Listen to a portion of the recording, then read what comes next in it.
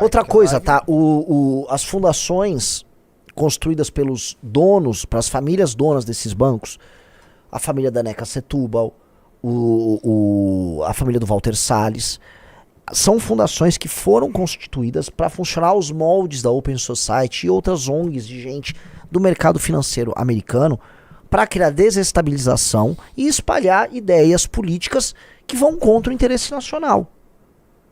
Eu não tô mentindo, isso não é papo de conspirador, não é papo de nada.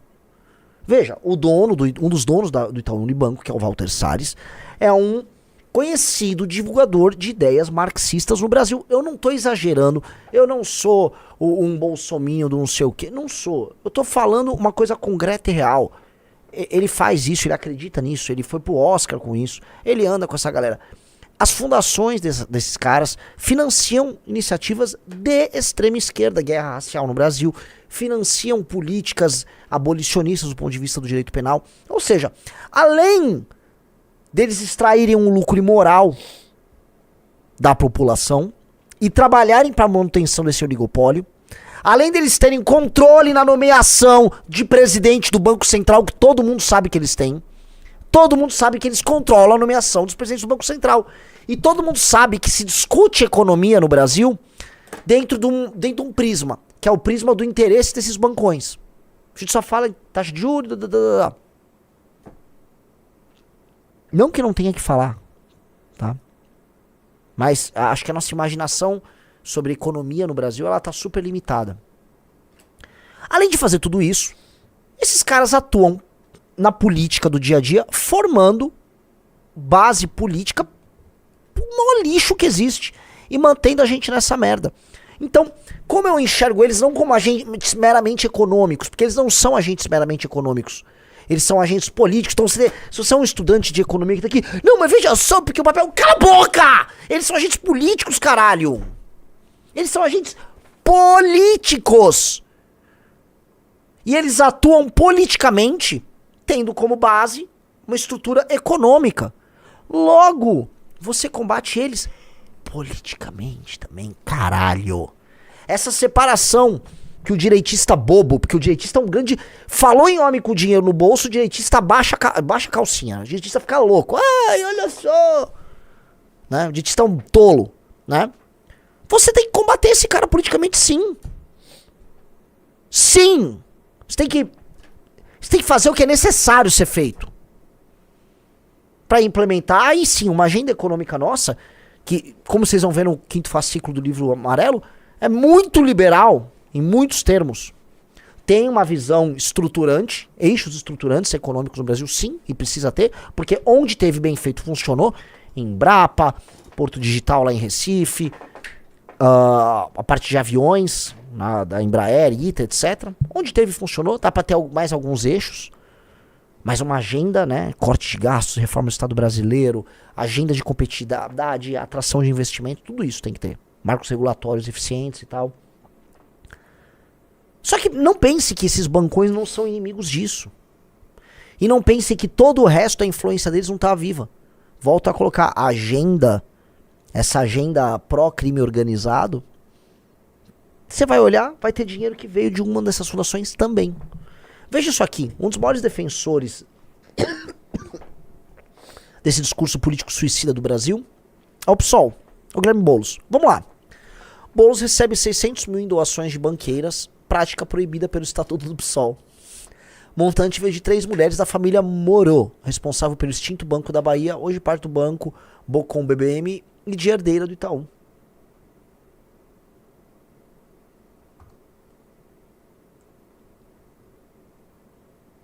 Bem-vindo, Gustavo.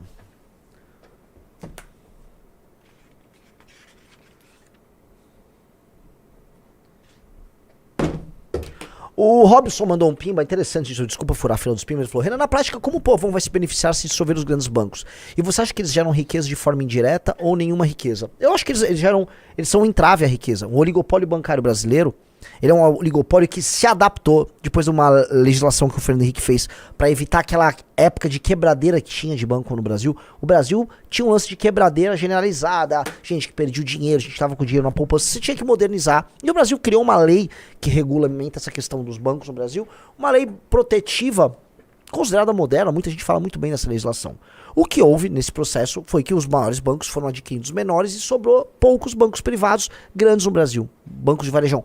Existem alguns poucos bancos de negócio, alguns bancões de investimento, mas para um pequeno empresário, você tem pouquíssimas opções de crédito. A concorrência entre bancos comerciais para financiar, para fomentar o trabalho da empresa, do empresário pequeno e médio, grande também, especialmente primeiro que médio, é muito restrita.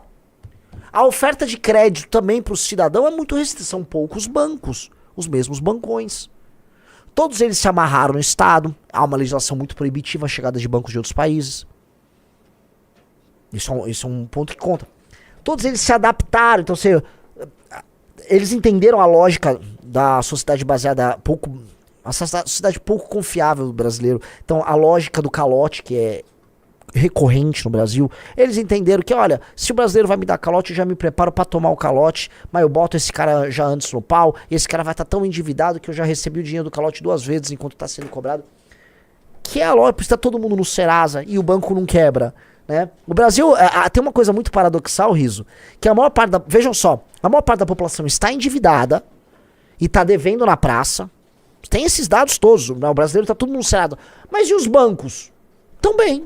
Nunca. Ué, então tem algo muito estranho quando a população tá endividada porque deu um calote em alguém, mas o suposto credor tá muito bem, obrigado. Eles se adaptaram a esse contexto. Há uma adaptação a esse contexto. Quando vieram as fintechs, vocês vão se lembrar, tá? As fintechs, elas surgiram, tipo, Nubank, todas essas coisas. Os bancos ficaram putaços, correram pra proibir. Houve lobby deles. E graças a Deus, à época, o Congresso foi e segurou a onda e permitiu o surgimento das fintechs. As fintechs estão gerando aquela bancarização em massa de uma parte da população que não tinha conta, não era correntista e nada. E as fintechs começaram a pegar, né, essas pessoas. Todo mundo tem um cartãozinho de aí do Nubank, um cartãozinho roxo, essas coisas, sabe? Já viram, né? E aí supriu. Só que os bancos comerciais, as empresas que precisam de... Isso está super restrito até hoje. Até hoje, precisa de concorrência nisso. Precisa de muita concorrência nisso.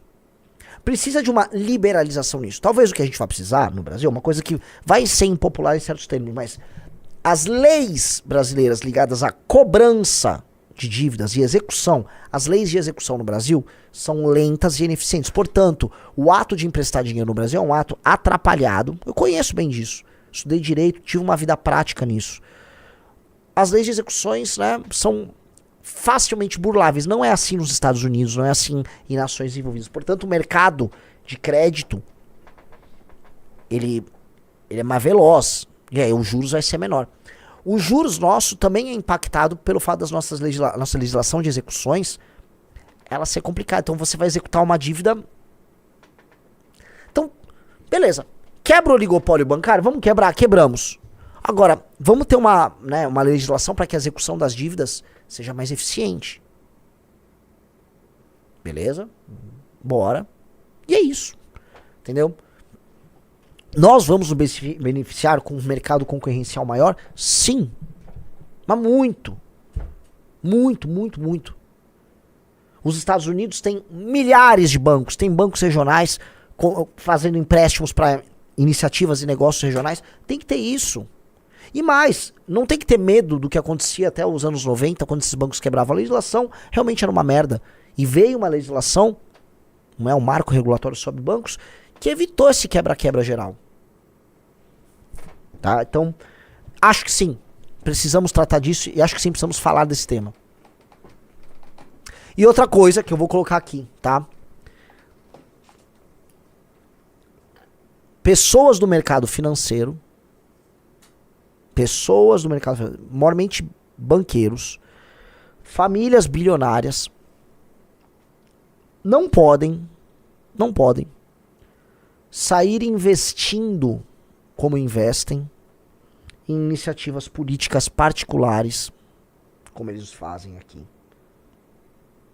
E a gente vai ter que ver um jeito de limitar isso, porque há uma concentração nesses caras, e no mundo inteiro, essa concentração gera uma disparidade de poder. O que eu quero dizer é, há muito dinheiro oriundo de financistas, de gente ligada ao mercado financeiro, sendo utilizado em atividades políticas de sabotagem da própria cultura daquele país. Isso é um fato. Eu estou descrevendo um fato. Ai, Renan, mas é errado mexer nisso? Como vai mexer? Não sei. Aí cabe ao legislador, né, imaginar uma maneira de coibir isso. Mas nós precisamos resolver esse desbalanço de poder.